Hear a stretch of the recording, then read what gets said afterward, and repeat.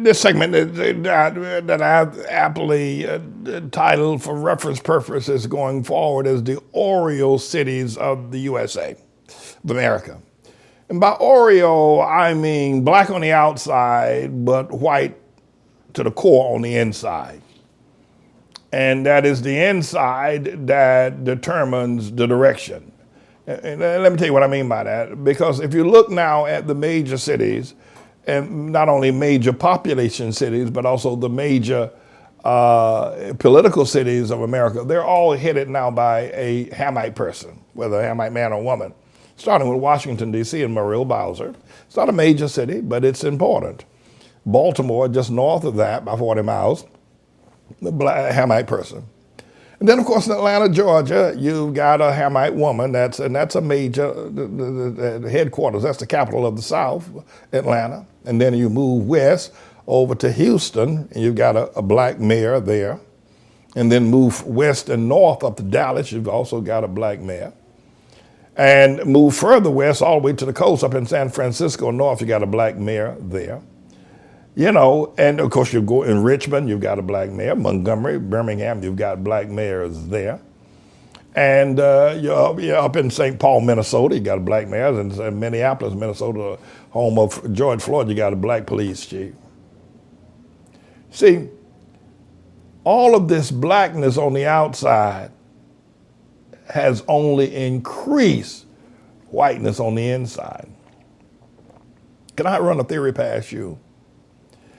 Let's say, for instance, that all of these cities were now led by Japheth or Shemite men or women. Then there would be no argument about who they are and what they represent. But the fact that they're represented by Hamites gives a false sense of security to the Hamite people that somehow or another they have arrived. Case in point. You know, America allowed Barack Hussein Obama. Now, he was not black, but everybody said he was. So, you know, we'll let that argument stand for this purpose. But if you look at the data, and you can do this honestly on your own, if you look at the data of the standing of the black man in America, as wretched and awful and rap-oriented as it was, as food stamp dependent as it was, as ghetto-minded as it was, from 2000 to 2007, or since Bill Clinton, to 2007, and the stability of that, home ownership, college graduates, mortality rates, and then look at from 2008 to 2016, the years that Obama reigned, and you'll notice an increase, a great decline in the life expectancy of the black man, a great decline in college degree graduations, a great decline in home ownership, a great decline in family structure, a great decline in upward mobility. Obama brought with him a decline, not an upswing. Check it out yourself. Prove me wrong. Check it. Obama brought a decrease, not as bad, and things were bad in 2000. They were from 1992 to 2000, Bill Clinton's reign. You know, things were what they were. They weren't great by any stretch of the imagination. And under George Bush, they weren't great, but they got worse under Obama. Check out the number of police shootings under Obama as opposed to George Bush, a Republican, Texan. Now go ahead and do it. Go ahead and do it. Go ahead and do it. Check out the police shootings. Check out the number of food stamp recipients. Check out the unemployment rate. Go ahead and do it. Check out the imprisonment. Check out the murders under Obama in Chicago as opposed to the rest of the world. Under Obama, the black on black murders in Chicago succeeded the deaths in Iraq and Afghanistan. Come on now. That's right. So they're nothing but Oreos. these black mayors. You would be better off if the mayor of Atlanta right now was white. Probably Rayshard Brooks would probably be alive. That's right. No. No, used to Pastor Manning, we hate you, No, you don't hate me, you just hate the truth I tell. I'm telling the truth. These black folk, they're nothing but Oreos. And by the way, they're black on the outside, but they're white as they can possibly be on the inside. And they'll do anything that they possibly can. They'll do anything that they possibly can to keep those jobs as mayors and politicians. And then they want to move on up into the Congress and you become president and all that other kind of stuff, but they ain't doing nothing for black folk. The more black folk we get elected, the more black folk go to jail. The more black folk we get elected, the more black folk get shot down by the police. The more black folk get elected to office, the more the poor black folk get. And that's the truth. Just how it is. Because black leadership is the most wretched form of leadership you're going to find anywhere under this present mandate. On this present mandate, it's the worst you're going to find anywhere on the planet. And we'd be better off if we had George Wallace running Atlanta, Georgia. So I think that what I'd like to say to you is that you need to ignore all of these black mayors. Whatever they say, ignore it. Go the other way, because they ain't for you. I left out Chicago, Lori Lightfoot. And who is she? She looks like a showing up butch if I ever seen one. And if she ain't, I apologize for that if she's not. But, I mean, whatever they say, they don't mean. Whatever they say, somebody wrote it, they don't mean it. They don't have they're Oreos.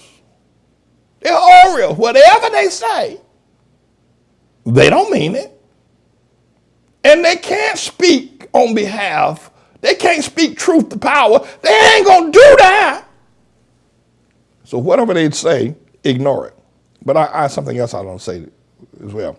You need to completely ignore all these people from the colleges and universities that they bring on from Princeton, or they bring from U.C.L.A., they bring from Stanford, or they get from Harvard or from Duke, and here's a black person, and they bring them up and they put them on television, on the news, and they gonna do some pontification about racism or the LGBT or Black Lives Matter or the black president or whatever it is that they want to talk about, the police shooting, police brutality. They would get them up, they bring it, and they go to these universities because they think because if he's a black man, he's at Harvard, he must be or Princeton or Yale or he must be somebody, right? So he must know what he must know how to lead black folk.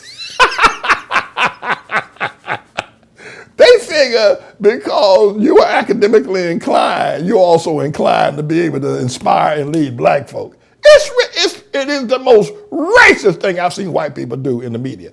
It is the most racist thing white people have ever done by thinking that because some idiot goes to print as a professor at Princeton teaching black studies that he knows something about leading black people. Listen, I may know something about calculus, but it don't make me no rocket scientist. So everything, when you see them, ignore them. Don't believe a thing they say. They don't know what they're talking about. Listen, they're not going to go down. And I keep telling the media, y'all need to talk to the Israelites.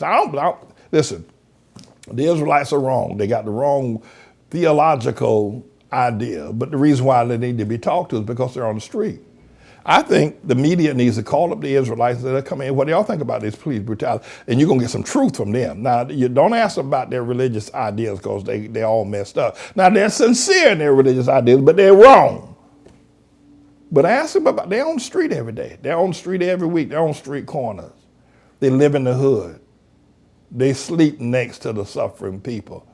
These people up there in Princeton and Harvard, the Cornell West of this generation, they don't know nothing about suffering anymore. They've been so far removed from it that it ain't even funny.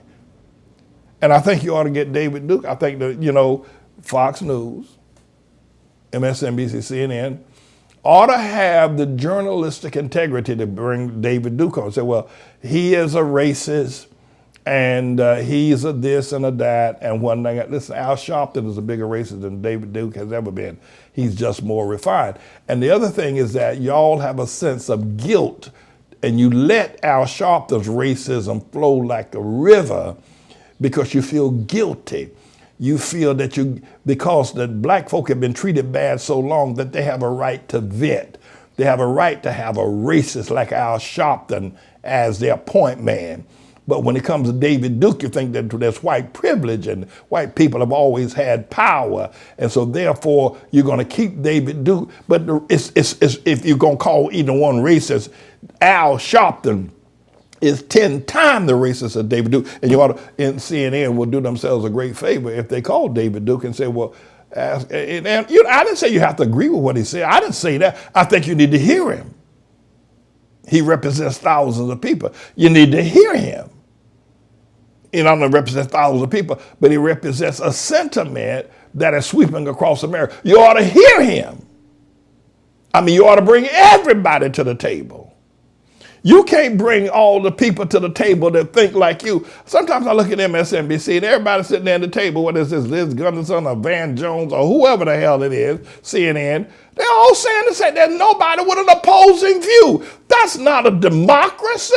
That's not even good journalism not to get an opposing view. Listen, the Israelites and David Duke can give you an opposing view, give you something to think about. You don't have to agree with it. But it is absolutely a slap in the face of any thinking person to watch MSNBC or Fox News or CNN or any of the rest of them, or Washington Post or New York Times or any of them, because they never bring anybody with a view that they disagree with. It's always the same old bunch of chickens hatching the same eggs. And the problems continue to increase. You got to be objective. David Duke, the Israelites, and some other people, the Rastas, you need to bring them in. That's right. You need to hear from them and see what it is. So I would say to you that you ought to completely ignore all these so-called college professors trying to tell you how to lead your life. They get paid to keep you sterilized. They get paid. Let me tell you something. Eddie Glaude, Cornel West, Michael Eric Dyson, Liz Gunderson, all these people, they are the new Tuskegee sterilization people. Their own job is to insulate the white man from the wrath of the black man. And now Al Sharpton has become that as well. Their job is to insulate the white man from the wrath of the black man. Because, I don't know if some of y'all will admit it. Remember years ago, no matter who it was, if you saw a black man on television, you stopped everything. Mama stopped feeding the baby. There's a black man. Sammy Davis Jr., there's a black man on television. Flip Wilson, black man on television. Remember? It ain't going away. Still, if you see a black man, you stop. You see him on television news, you stop. Black man on television. Where they're bringing these black faces, these black Oreos like Cornel West and Eddie Glaude and Al Sharpton and Liz Gunderson and that Crump boy and all the rest of them. They're bringing these black Oreos on television to insulate themselves from you. They're pacified. Oh, they bring a black man, so they get a black perspective. These people don't know nothing about being black. They don't know a thing about it. And you need to understand that. And that's why the problems are getting worse. You would have thought with 8 years and Obama had the hammer of the White House that the world for black people would be paradise by now. It got worse. Come on now. Come on. Don't you sit there and tell me he did something for you. The only people that benefited from Obama are the LGBT crowd. They can now marry man to man and woman to woman. After that, he ain't done nothing. He's a has-been. The biggest disappointment in political analysis, the biggest disappointment in presidential history. So I think that you need to be aware of that. They're just insulation. They bring them on just to protect themselves, to keep y'all from storming CNN. That's why they bring all these black folk, because y'all stop when y'all see that. This is a bit of a news blog we do, looking at spiritual wickedness in high places for the most part, making some observations about it and giving people a biblical foundation to the way of interpreting, rather than have Sean Hannity or Laura Ingraham or Janine Pirro or Anderson Cooper or Rachel Maddow or Don Lemon, Rush Limbaugh interpret what's going on in the world. You come to me and I'll tell you based on what the Word of God says. They'll just give you their worldly, sinful view. But the Manning Report will tell you what God has said, whether to say yea or nay, whether to go or to stay. You'll be led by the word of Almighty God. Come to the Manning Report on a daily basis to interpret the spiritual wickedness in high places, because there's plenty of it that's going on. And so I am he. I'm the Lord's servant, James David Righteous Rebel Manning. And I'm here to serve you with news and information.